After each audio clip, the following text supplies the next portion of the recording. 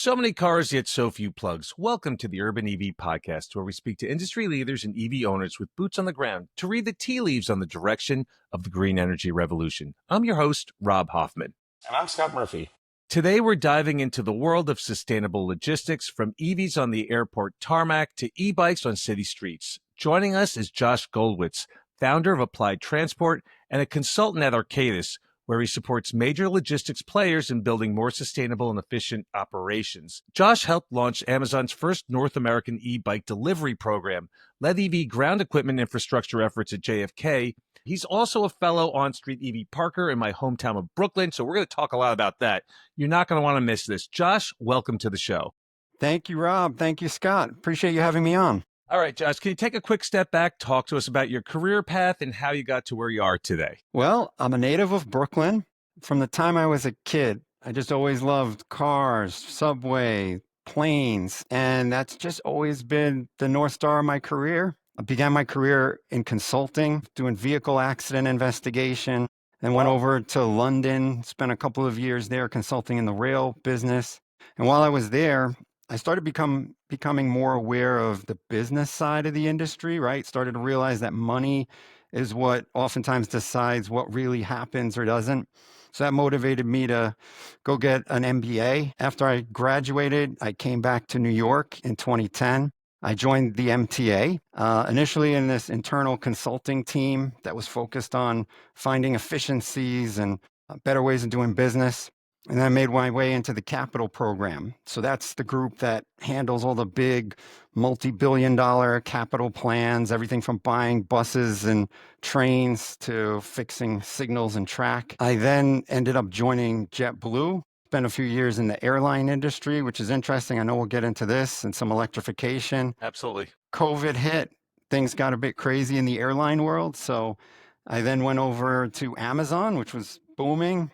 As a regional ops leader, got to grow last mile business in New York, do some fun stuff like launching e-cargo bikes. And then for the last 2 years, I've been doing consulting work, working on projects with Arcadis, largely in municipal consulting, policy. And in the last few months, I've launched Applied Transport, which is my own LLC, where I'm working with different transport and logistics clients on new business initiatives, operations, and strategy. All right, that is awesome background. You failed to mention this whole little stop at MIT along your way as well. Very impressive. So you've got some credentials. Now, Josh, you and I, before we kind of really dive into sustainability and how you really kind of took a left turn into that space, we met on social media on LinkedIn because I often discuss EV parking charging in Brooklyn. You are a fellow Brooklynite. Talk to us about your parking experience, local electrification and infrastructure. Okay, but first of all, Brooklyn's a huge borough, so let's qualify. Where in Brooklyn are you? You could call it South Slope. You could call it Greenwood Heights. Okay. Yeah, he's on the other side of the Park Slope over there. No, I know exactly where that is.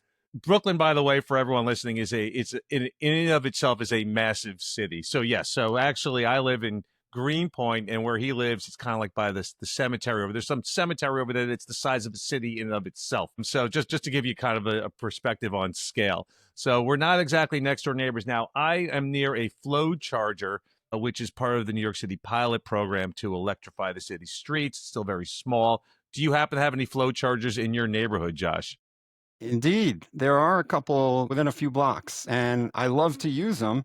Of course, the challenge, and Rob, you're going to know this from the chargers out your way, is they're so oversubscribed. Good luck, finding one that's actually available. Yeah, at least right now they've actually added a feature on the app, which is you can get notified when one, becomes online. And then, of course, there's the Then situation. is it like a race to go get that plug? Like it can be. I always haul least? ass. Yeah, Scott. When I see that thing come up, I'm like, I just drop everything literally and like run out the door. I'm basically running through yellow lights to get that 3 blocks, because there's nothing worse than doing all that and then someone basically snatches the charger. You can't reserve it. You can't reserve it? No, you can't reserve it. That's insane. Can you It's a imagine how pilot many program, people are Scott. driving They like haven't figured it all out yet. They're maniacs still to working this out the charger? kinks. This is mental. Anyway, sorry. By the way, if Brooklyn was its own city, it'd be the 4th largest city in the U.S. Just fun fact for everyone. That is a good fun fact. Rob, Yeah, let me ask you though, how many times have you checked on the app and it shows one of two plugs available, and then you go there and you find it's iced? it's been iced. It's my favorite term right now. Iced is when an internal combustion vehicle is parking in that spot. So basically, they ignore the electric vehicle only parking signs. Like, screw it, I'm going to park here and roll the dice and hope I don't get a ticket. And they probably won't.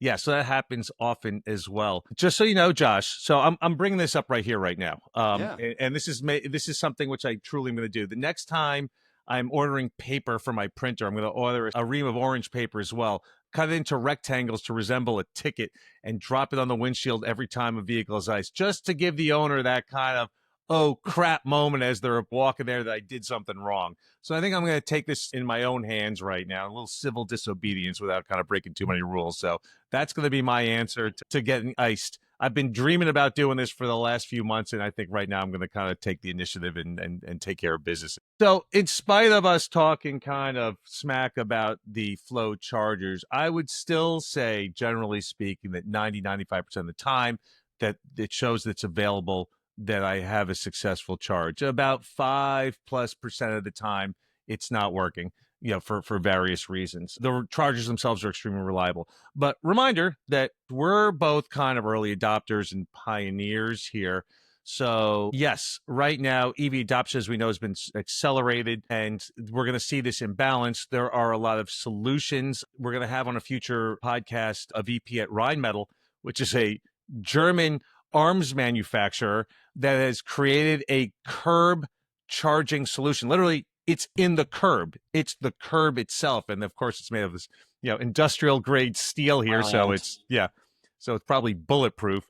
So that's a solution they're rolling out in Europe right now. We've got it's electric over here as well, which is tapping into existing infrastructure of buildings to basically tap into their grids and then putting these little kiosks out on city streets. Eventually, we're going to hit critical mass, but we're not here yet, right, Josh? So how has your charging experience been over the last 6 years? Well, it's changed a lot. So, started out mostly charging at superchargers, okay, fast charging hubs. When they started to roll out those flow curbside chargers, I believe it was around 2021, I loved them. There were far fewer EVs. They were a great option. I think curbside level 2 is fantastic in urban settings Brilliant. because Yeah. you just park overnight. You're not going out of your way to make a trip to a fast charger and sitting around for 45 minutes. They're fantastic. But then two things happened. First, summer 2022, they put in the last of the 100 chargers as part of the pilot. And then what happened? EV adoption in New York City continued to grow. And it especially spiked in 2023. The TLC made 10,000 plates available in 1 month, October that year, only for EVs. And that was a step change. TLC is Taxi and Limousine Commission to the uninitiated. Right. So those are, and not just taxis, but the Uber drivers, the Yeah, Lyft yeah, yeah. drivers. And so after that happened, just finding a charger that was available became really difficult. Yeah.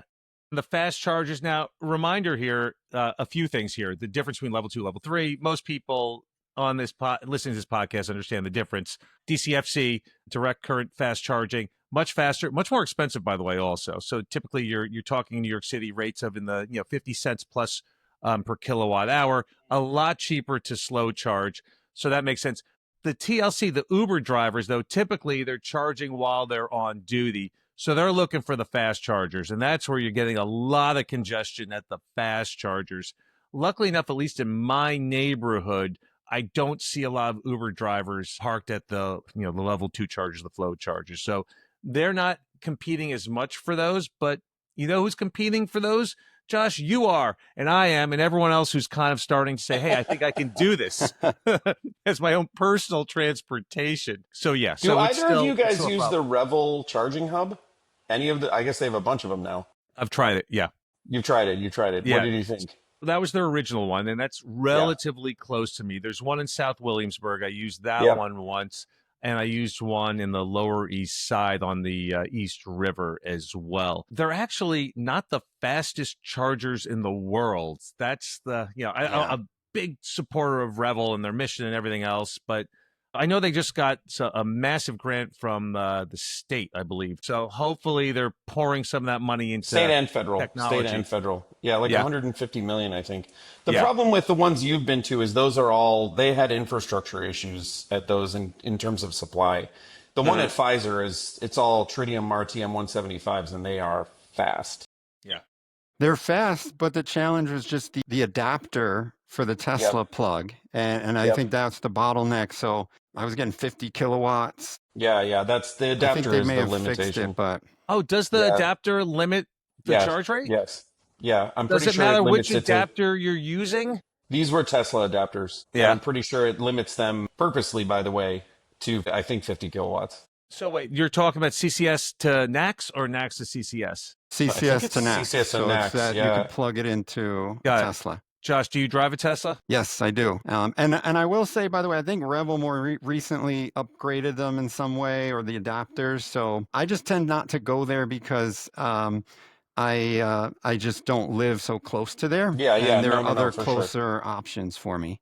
Yeah. Fun fact, by the way, I had a summer internship. I interned at Pfizer in the summer of 2001, back when that building was an active, pharmaceutical production facility. That's funny. What a small world. Now it's just full of dark kitchens and electric vehicle charging. Exactly. Too funny. All right. So clearly here, New York City is a work in progress, and that is how we met.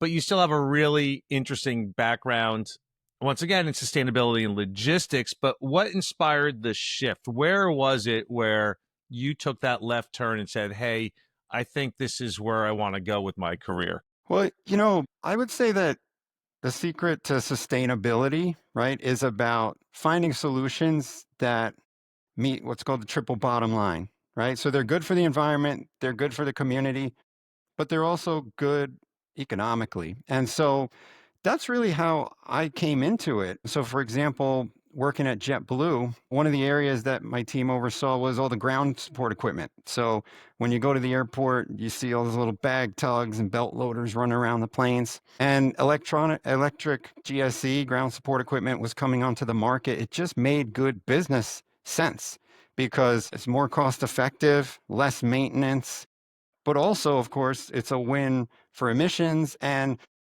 crew members love the equipment, right? Don't have the emissions to inhale, don't have Yeah, the those things are noise. smelly as those Yeah, tugs are brutal. especially in a bag room inside the terminal. Yeah, woof.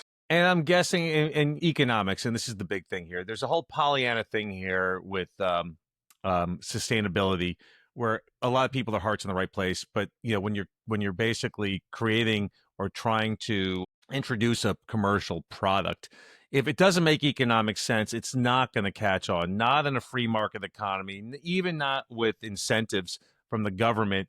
That'll only take you so far. It has to make business sense. And once it does, then suddenly all the companies out there, every corporation you can think of, every Fortune 500, it's all about bean counting. Suddenly, when it makes economic sense, sure, it'll be a nice marketing thing to say, hey, we're into sustainability. But, do they care? They don't No. care. Honestly, Debatable. that's all it is. That's all it is. Yeah. When I was in the last mile logistics business, it came down to price per drop. They didn't care if it was in a rolled coal Ford F-150 or a Fernhay four-wheeled electric cargo bike. It came down to price per drop. No one in London was going to change to a more expensive but environmentally sustainable solution. No one. And I think that's where we're seeing the technology evolve. So, ground support equipment at airports was a great initial use case because you don't need the most sophisticated electric technology. The vehicles don't travel far, they're just in a small radius. Then we started to see in the last mile applications, delivery vans, right? The technology is there now, it's feasible. And now we're starting to see larger applications. So big class 8 trucks, port cargo handling equipment. So we're seeing a march of technology where it's becoming more and more economically feasible. So, as far as the ground services with JetBlue, it all makes sense to us. Josh, can you give us a perspective from the crew members? Yeah, of course. So, of course, ground crew members depend on their equipment. And so there were some concerns initially about the reliability, about the performance in the winter time, right? Because we all know battery efficiency does degrade to a degree in very cold temperatures. So what we did is we really did a very measured sort of rollout where we first piloted different equipment. So we trialed units from different manufacturers, let the crew members spend time with the equipment, give us feedback about the features they liked, what they didn't like. And so then when we were really ready to step into it, we ordered equipment that we knew they liked and spec'd it out with the features that they cared about. And it was a big win because at the end of the day, they appreciated that electric equipment for the same reasons that, so many like EVs. I mean, quiet, you don't have the emissions, especially in enclosed spaces like the bag room of a terminal. And it's just a pleasure to operate. So it was a really successful program. And I think that crew member uptake has been a big part of also why this equipment's becoming so prevalent. Yeah, I'm not surprised to hear that, and especially obviously on the consumer market, we're all trying to convince everyone, hey, EVs are great. But sort of when you work there and it's forced on you, I think very quickly, we know that not all electric equipment, vehicles, what have you, absolutely positively works better in every way, shape, or form. But generally speaking, 9 times out of 10, it's the superior product. And I guess it's no surprise to hear that the workers at JetBlue, once they beta tested this gear, have given you really glowing reviews.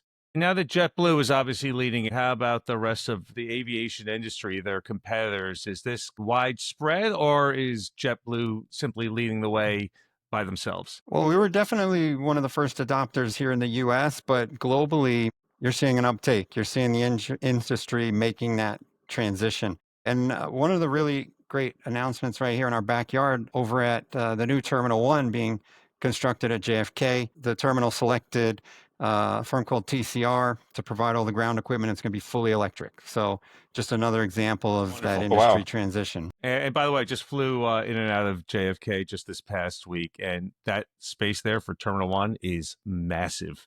The scale of it is just unbelievable. So that clearly is the future over there, and it's great to hear that that they're future proofing everything and building it right. That's just really terrific news for everybody. Now, obviously, you did some great work at JetBlue, but eventually you ended up at Amazon, and you did the last mile e-delivery, which is exactly what Scott was doing with his company Finn in the UK. Talk to us about that, how you pioneered that, right? I mean, ironically here, you guys were working in very, very, very similar verticals, a continent apart. Talk to us about how you got that off the ground at Amazon. Yeah, well, in this case, it was an approach that Amazon and other companies were already using in Europe, in the UK.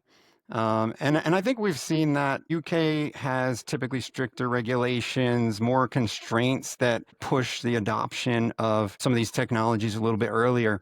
But New York was a fantastic place to deploy some of this technology. So Amazon uses it already, was using it for things like grocery delivery. And I got involved in rolling it out for parcel delivery. So your Amazon packages.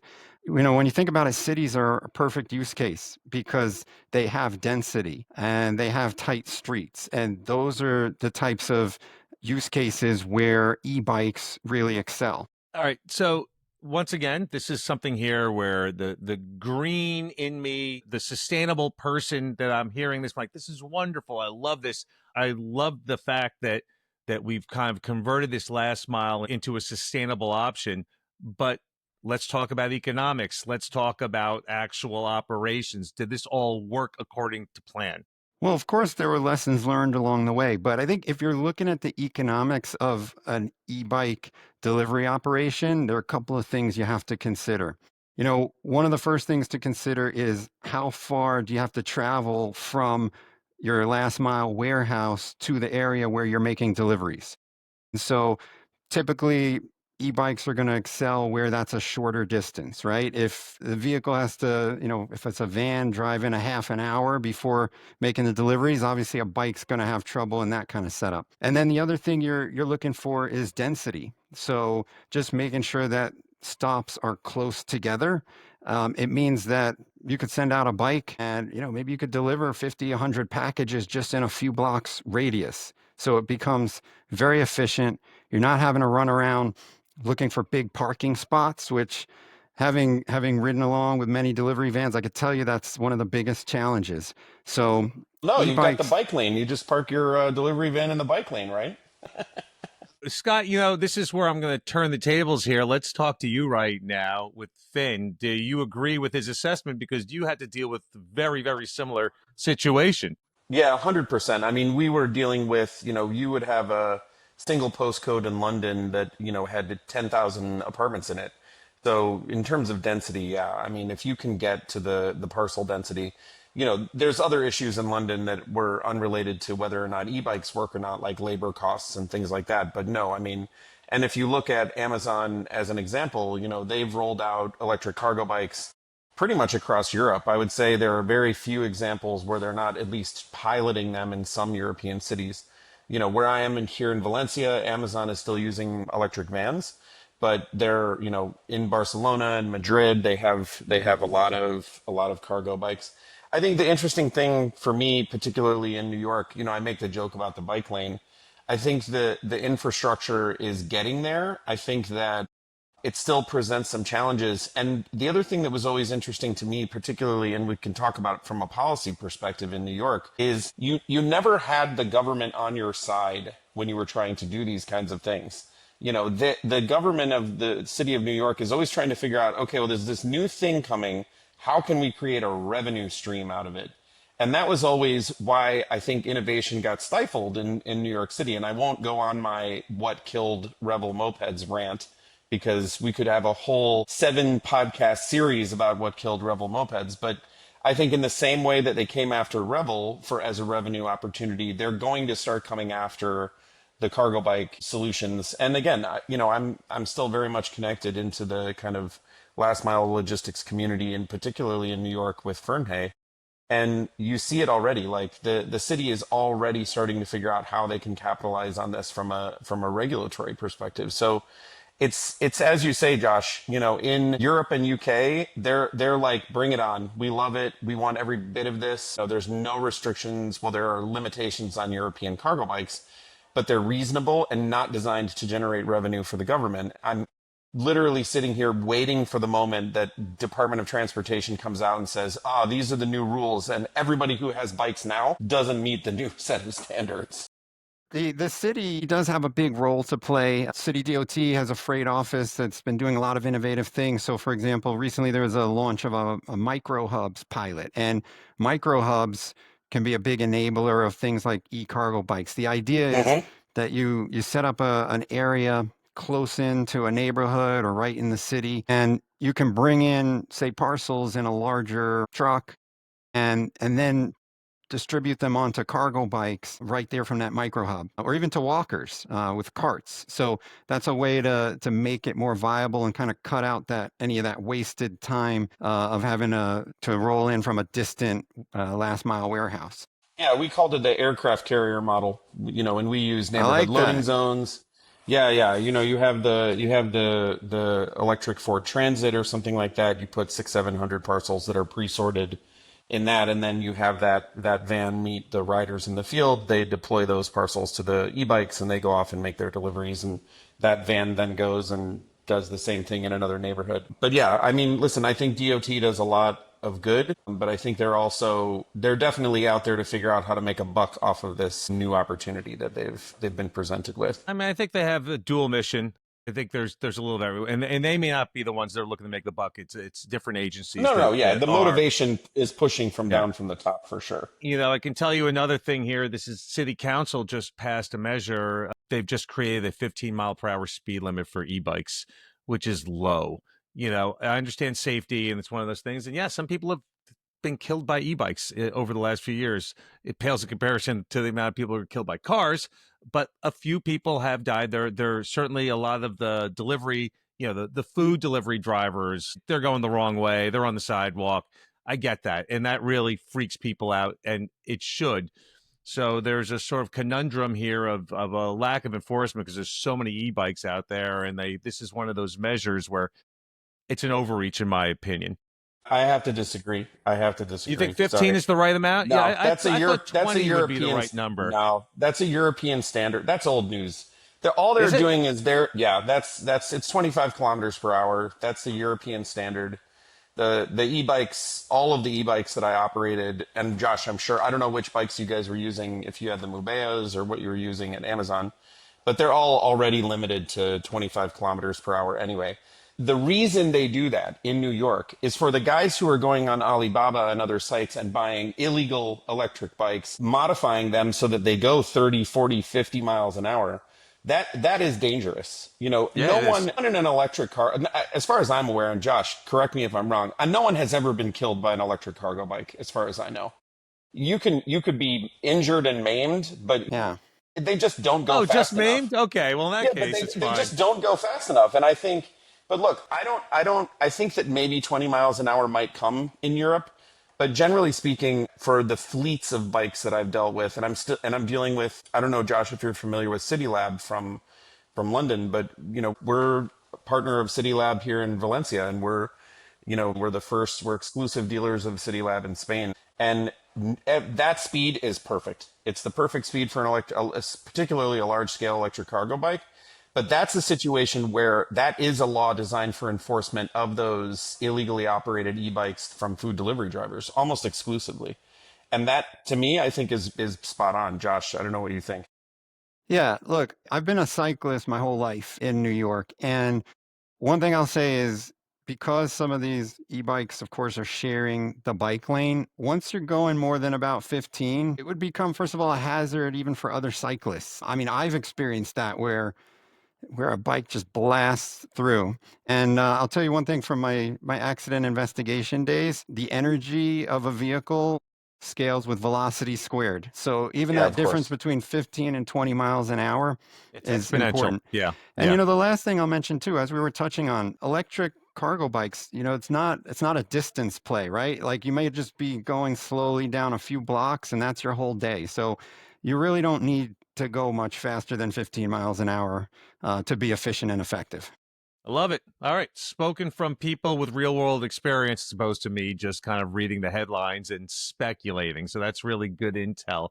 But Josh, if I gave you a magic wand and you could change anything about the way cities handle EV logistics, what would it be? More charging options. So, and Rob, I know this is how we first started talking, but the charging infrastructure available to the public hasn't kept pace with the growth in EV registrations. The last of those flow chargers went in summer of 2022. In the time since, EV registrations have more than doubled. And so we need more options. We need more curbside chargers. There are a few companies waiting in the wings to deploy those chargers. I know you mentioned It's Electric. There's companies Volt like posts. VoltPost, Yep. right, that integrate a charger into light pole. These companies need access to the curbside so that they can install chargers. So I think figuring that out is going to be huge. I'll tell you one more thing on this. It's not just about meeting the current demand, but it's also about unlocking an electric future. And I saw a statistic. There are over 2 million vehicles registered in New York City. If you imagine just to convert 10% of those, 25% of those to electric, that's a lot of charging infrastructure that needs to be built to enable the transition. That's what I would do with my magic wand. There's a lot of work on rolling out that infrastructure. All right, Josh, let's just do a real deep dive into Amazon right now. Scott, I know, is absolutely fascinated about your time over there. So let's talk about the quad bikes and your experience and what it all means for the future. Well, look, first of all, Amazon is a fascinating place. It's a large company, but it's a place that's obsessive about customers, always striving to do better, always looking at what's the next thing, not afraid to fail fast and deploy constantly new procedures, new processes. I mean, I think one of the things I really learned there is just, every day that goes by is an opportunity to better meet customer needs. It's also another day that the competition is improving. Just that cadence, I think that pace and that singular focus really set the tone for everything we did there. How did what was, first of all, the impetus for the cargo bike program in New York? I think we're all New Yorkers at one stage of our lives or another on this podcast. The infrastructure wasn't great at that time. Like, What made them think suddenly, and by the way, maybe, and we don't have to talk too much about this, but maybe Amazon delivery trucks parking in bike lanes were part of the problem, but I digress. What was the impetus for that cargo bike program? I mean, it's totally fascinating to me coming from London and doing something very similar. Well, look, first off, you were in London. Europe has much more of a track record, parts of Asia with micro mobility, especially in last mile applications. New York was a great place to start, right? Because if you think about it, micro mobility succeeds where there's density, right? Where there's congestion. So New York certainly leads the list in the US. And really, cargo bikes offer quite a few advantages. I mean, they have a compact footprint, lower maintenance costs, they're electrified, quieter, easier to park. So, those were some of the motivations for trialing cargo bikes. And New York was the place to kick it off. And I guess, Josh, the two must-haves to try to kick off a program like this is one is the urban density, and the second one is protected bike lanes, I imagine, right? Can you pull this off in a city that didn't have that? That's another big factor. And yeah, New York having a network of bike lanes that's been built out, especially in these last few years, was another big success factor. Could it work elsewhere? Potentially, but it was definitely an advantage to start with in New York. I know we kind of briefly touched on the neighborhood loading zones. I'm curious kind of how your perspective on the micromobility hubs in terms of micro distribution centers, in terms of kind of getting that middle mile into the places where the density is. How do you see regulation and kind of the impact of the push from private companies like Amazon, UPS, DHL to building out these spaces that allow for, this kind of easy cargo offloading? How do you see that pushing forward the kind of e-cargo programs in New York? Well, look, micro mobility and micro distribution go hand in hand. Having these micro hubs, which again are these locations right situated within dense urban areas that can serve as a base either for cargo bikes or for walkers with carts, are a big success factor because we touched on it earlier. It's not going to be practical to have cargo bikes running 10 miles from a last mile warehouse to the neighborhood where they're actually making deliveries. So having that network of micro distribution centers is a key enabler. And I think this is a great example also of where that public private partnership becomes important because you're getting into land use, and that's an area where cities have the control, set the regulation. Programs like the one New York City DOT's just launched, making curbside areas available to serve as micro hubs for micro distribution. It's a great step in that direction, and I think a lot of folks will be watching to see how it succeeds and where things go from there. Can we kind of dive into the economics of all of this? Sustainability is what kind of brought us all here, right? We're all believers. We're all in a certain way preaching to the choir, but we also understand that if the economics don't work, it's not going to take place without some directive from above, from the government, which we know no mandate is going to come out of the Trump administration anytime soon. Does all of this micromobility that you are pioneering, does it make economic sense? Well, when you look at the economic equation, one of the biggest factors is always going to be property, right? So just having a footprint in the city for last mile operations is very expensive. So that's where, firstly, if cities are able to make the curbside, for example, which is a very precious, valuable bit of land available to last mile distribution companies, that right there is an important part of the economic equation. Another piece of the equation is labor. So if you think about it, micro distribution, again, it enables labor to be very efficiently utilized because you're going to have, let's say, a handful of bike delivery workers that are just circling from that hub in a few blocks radius. So they're basically fully utilized compared to, say, the model where you have a van, maybe the delivery driver's on the road for a half an hour unproductively just to get to that delivery zone. With a micro hub, you can have a larger, say, 26-foot box truck make that delivery. So you've got one driver, but moving a lot of parcels. So could be favorable on that count as well. So essentially, this is really almost like a public-private partnership. That's the interesting thing about curbside anything in the city, right? The city owns that space. It's typically used just for public parking. We also Yeah. see right now that they're starting to reserve spots for EVs, right? So right there along those lines for Uh-huh. micromobility to reserve some of those spots as well does not seem like a bad idea. So essentially, if we can get all of these things to work together, it sounds like what you're saying is the economics can work, it can be more efficient, and Uh-huh. hey, it can be greener and healthier for all of us who live in this space as well, correct? Absolutely. Actually, Arcadis, a firm I do consulting work with, has a very exciting platform also called Curb IQ. And it's basically a digital planning tool that cities are using to help manage the curbside and use sort of smart digital tools to think about how best to allocate space, whether it's for loading zones, for curbside charging, EVs, or other purposes. So it's definitely an area where a lot of cities are starting to focus and want to make sure they're making the highest and best use of the curbside.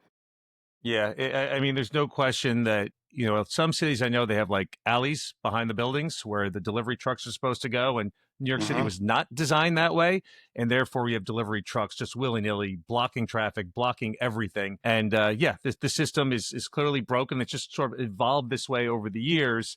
And to have someone come in and say, all right, let's truly analyze the situation here and using technology and seeing all the novel options that we have right now to make things better. That's wonderful. I think one Absolutely. of the interesting things for me about the neighborhood loading zones in particular was it kind of, well, it didn't kind of, it started to eat into what I would consider revenue generating operations for a city, right? Because at least for right now, I'm assuming the pilot is ongoing, there's no charge to use these neighborhood loading zones yet. I'm curious to hear what you think in terms of promoting the longevity of this. Again, we discussed the kind of curbside public charging infrastructure. That was a pilot program that launched with I think something like 100 chargers and then hasn't grown since then. Do you think that there has to be some element of this tied to revenue generation for the municipality? It's definitely something any city needs to look at. I'll start by saying when I talk to some of my friends who are urban planners, they get really passionate about the curbside and what a valuable resource it is, and how if you look at New York City, so much of our curbsides, especially in the outer boroughs, are made available free to drivers to park their cars, and that is not the highest and best use. So, as we're starting to look at other applications, whether it's curbside loading, whether it's EV charging, cities need to be looking at the different commercial models. And certainly, as a taxpayer, I think the potential for using the curbside as a revenue generating asset needs to be evaluated and considered. And it's very interesting right now as we're recording this. Tesla just launched their robotaxi service in Austin, Texas.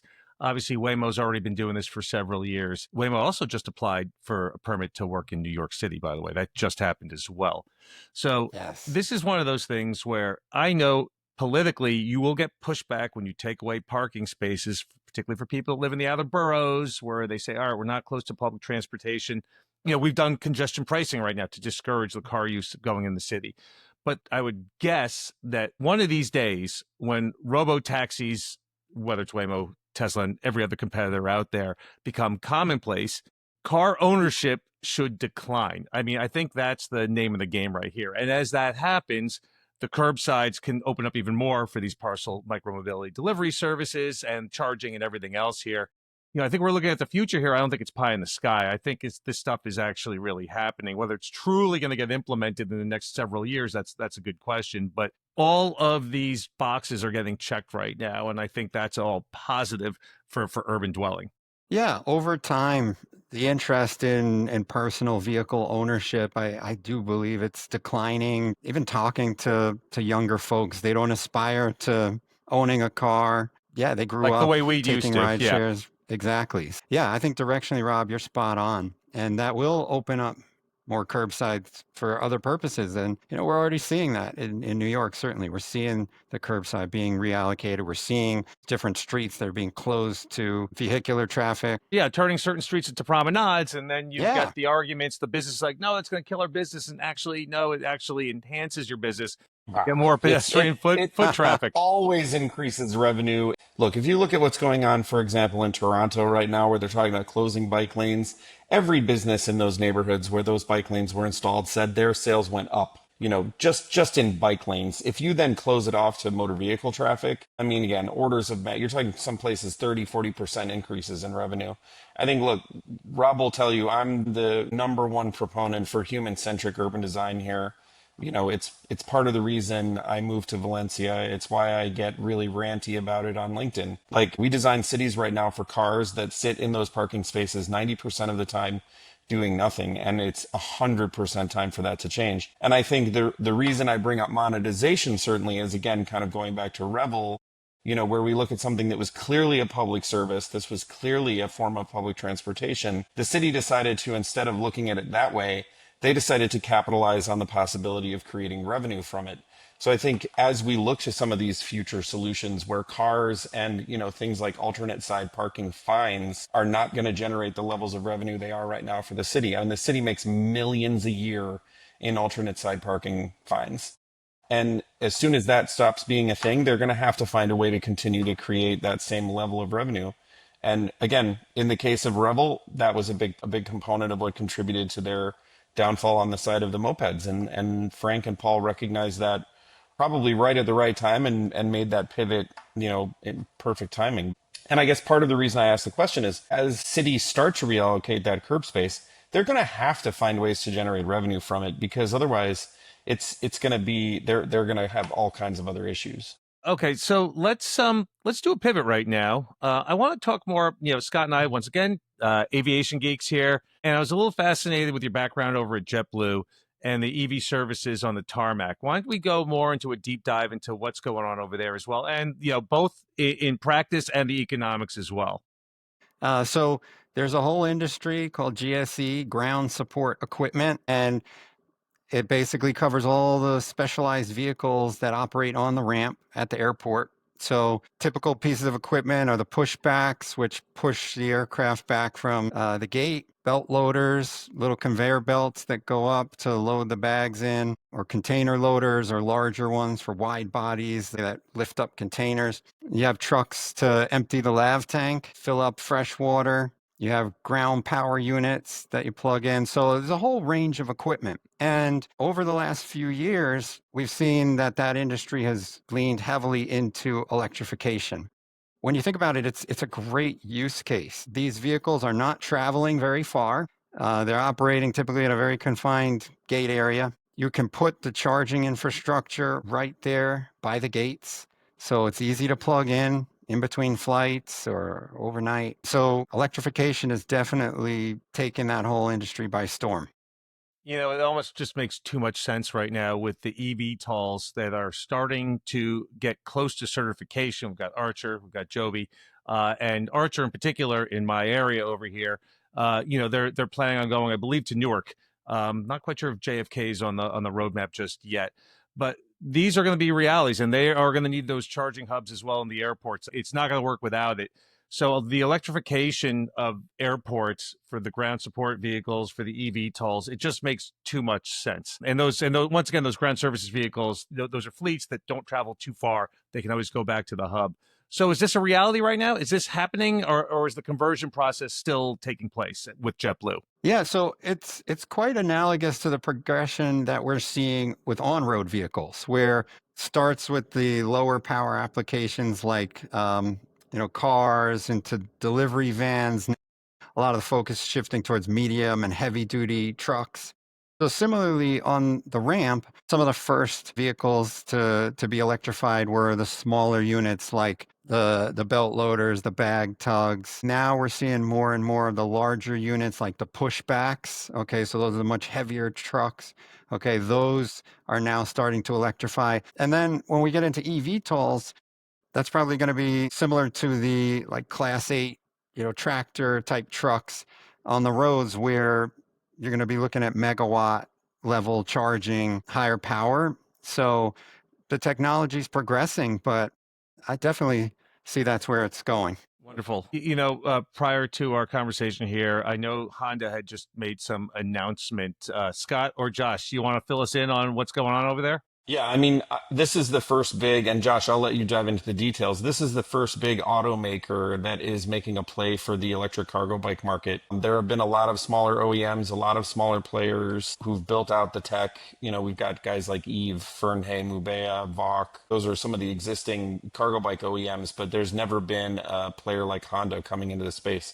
But yeah, Josh, lay out the details. Yeah, this is very exciting news. So they launched a subsidiary called Fastport, and their first product they're calling the E-Quad. So it is a quad that looks similar to some of the others that are on the market, but of course, being backed by the resources of Honda in terms of design and manufacturing, could be quite disruptive to the market.